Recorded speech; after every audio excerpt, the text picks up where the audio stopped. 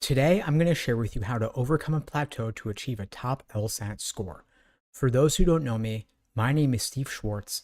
I've been teaching the LSAT since 2005, and I personally increased my own LSAT score from a 152 to a 175. Now, getting that score increase took me over an entire year, and at least half of it was a complete waste of time.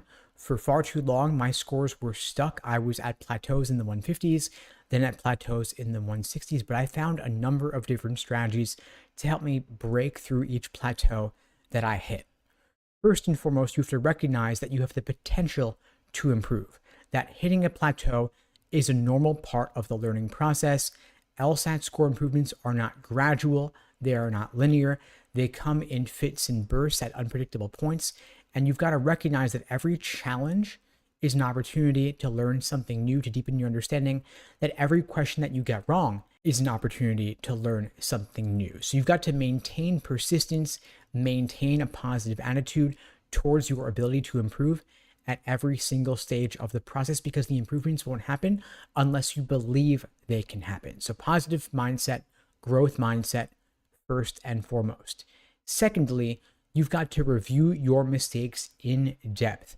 I personally found that my biggest insights and breakthroughs came when I did fewer questions and reviewed them in more depth, rather than only scratching the surface and Googling for someone else's perfect explanation written with the hindsight of already knowing the correct answer. And so you've got to conduct an in-depth analysis of all your mistakes, every question that you get wrong, every question that you have difficulty with, even if you get it right, but you guessed and got lucky and it could have gone the other way. You've got to analyze all of these questions and figure out where your misunderstanding stemmed from. Was it in logical reasoning, for example, the stimulus, the question stem, or the answer choices, tempting wrong answers, unappealing right answers? You've got to look at all of those, and that's part of the Socratic review method that we use at LSAT Unplugged through our courses, through our small group coaching programs, and our one-on-one coaching programs. If you're interested in finding out more, you can feel free to check out the links below to book a call with me and my team. We'd be glad to help you out. Now, when you are engaging in this review process, you've got to keep a detailed log of your mistakes, not only to track your progress, but also to highlight the key insights that you gain from your reviews so that you will not make the same mistake again, and rather those lessons will sink in.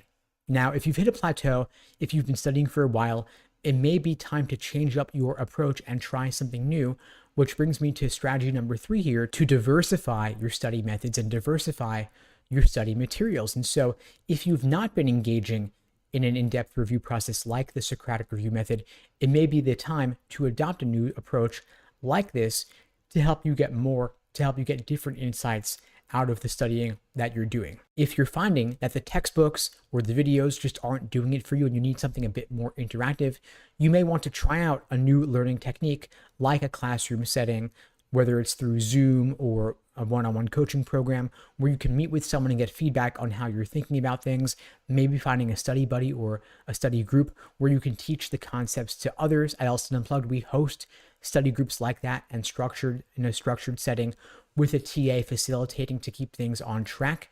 And you want to refresh your study routine on a regular basis just to keep your engagement high, keep you fresh, keep you interacting with the process, and you're not letting days go by without cracking a book or doing an LSAT question. Strategy number 4 is about achieving balance in your prep, not just between drilling questions and doing full practice tests, but also balancing your weak areas versus your strengths. So you don't only want to drill your weak areas because that can be discouraging at times. You also don't want to neglect your strengths because you don't want to get rusty in those areas. And so a bit of both is best. Some drilling of weak areas and some maintenance of your strong areas so that you don't get rusty and you're not neglecting any type of question at any point in the process. Maybe taking a practice test a week once you're already doing quite well, once you're close to your goal, so that you're not just working on accuracy, but you're also bringing in pacing and endurance as well. Which brings me to strategy number 5, simulate test day conditions regularly. Maybe you want to take a practice test a week to build your endurance and maintain some familiarity with what test day itself will actually look like. This will also help you reduce anxiety on actual test day because you've been through it before.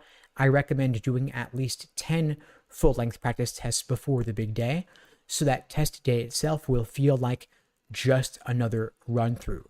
Relatedly, strategy number 6, work on time management, work on your pacing, how you're allocating your time over the course of the section between reading the stimulus and solving the question itself, between reading the reading count passage and solving the associated questions, and between doing the easier questions relative to the harder questions later in the section.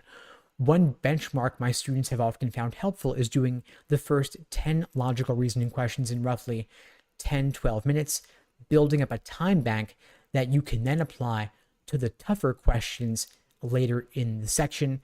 Then maybe you're flagging 3 or 4 of those difficult questions, you're skipping them, you're coming back to them later. That's just one approach, of course. You'll find your own rhythm, but you only find it if you're doing timed sections regularly, doing timed work regularly, and of course, not just in the context of individual sections, but also doing those full-length practice tests on a regular basis. Now, if you're taking timed sections regularly, doing full-length exams regularly, reviewing in depth regularly, using a strategy like the Socratic review method, and you're still hitting a plateau, it may be time to get some more feedback on how you're approaching the questions, how you're approaching your LSAT prep overall. Maybe we need to make some adjustments to your study plan. And so at LSAT Unplugged, one thing we'll do for you is we'll craft an entirely personalized day-by-day plan for you, laying out exactly what to do from now through your test date, whenever you're taking the LSAT, literally down to the day, helping you break up when you're doing individual sections or full-length practice tests or drilling questions by type. And we will talk through the toughest questions with you in a one-on-one context, helping you figure out where you're going wrong, what mistakes you're making, and how you can change your approach going forward. We offer this in one-on-one coaching programs and our small group programs as well. If you're interested in finding out more, you can check out the links below this video to book a call with me and my team. We'd be glad to help you out. And in the meantime, I'll wish you all the best and take care.